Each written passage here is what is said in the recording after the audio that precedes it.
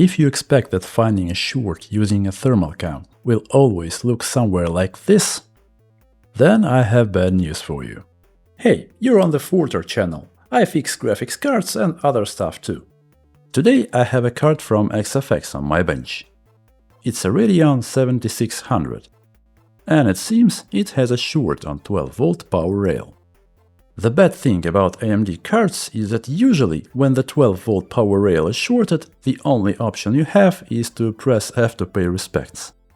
In most cases the core will be dead, at least based on my own repair statistics. But there is a trick. There is no short on the 12-volt rail on this board.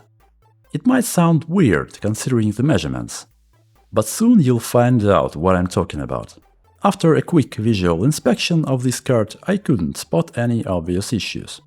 The easiest way to find a short like this is to use a thermal camera. Let's connect our bench power supply to the shorted rail, set a current limit and see what gets hot. Even though we have a short on 12-volt power rail, I never start with actually injecting that voltage, especially on AMD cards.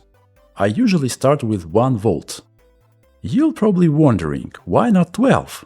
Here's why. You never know what kind of short you're dealing with.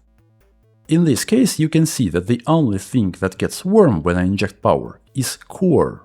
I actually didn't hit the current limit on my bench power supply in this case. I raised the current limit to 4 amps, but the draw was only around 3 amps, which means it's not a dead short. It actually behaves like a healthy core. On nvidia cards, when the 12-volt power rail is shorted, the core usually survives this. This is a perfect example. Most GPU techs have seen this card in their nightmares. The Gigabyte 2060 Windforce.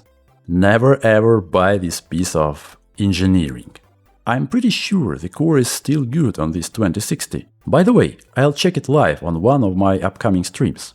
On AMD cards, on the other hand, the core will be dead. But sometimes, if the power supply in your PC is good enough, it may detect the lowered resistance and go into protection mode without killing the core. From what I see with the thermal cam on this card, I can assume that the core actually survived. That low resistance on the 12-volt rail is not a short to ground. It's just the resistance of the core itself, which is totally normal for a Navi 33 GPU. I checked the DRMOS and let me show you what I found.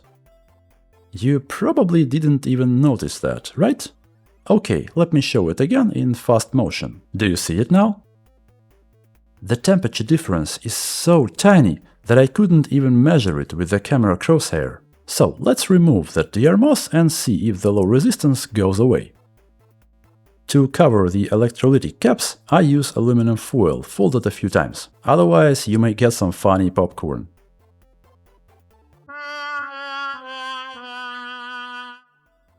And well, sometimes things fail in completely unexpected way. I knocked some components. But in the end, that's not a big deal, right? Just a little bit of patience and we'll get everything back in place.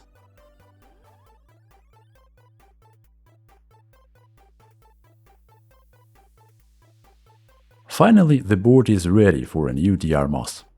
But it seems I forgot about one small thing. Let's check if the low resistance is actually gone from 12-volt rail. And yeah, it's gone.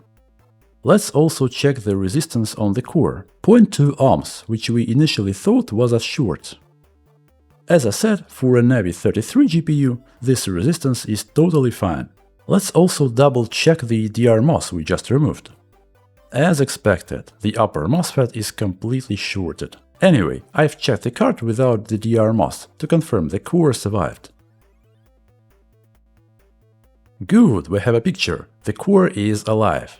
The only thing left is to solder a new DRMOS. This board uses the NCP DRMOS rated for 50 amps. Right now I don't have them in stock, but I have Alpha Omega ones, also rated for 50 amps. Let's prepare it and solder it down to the board.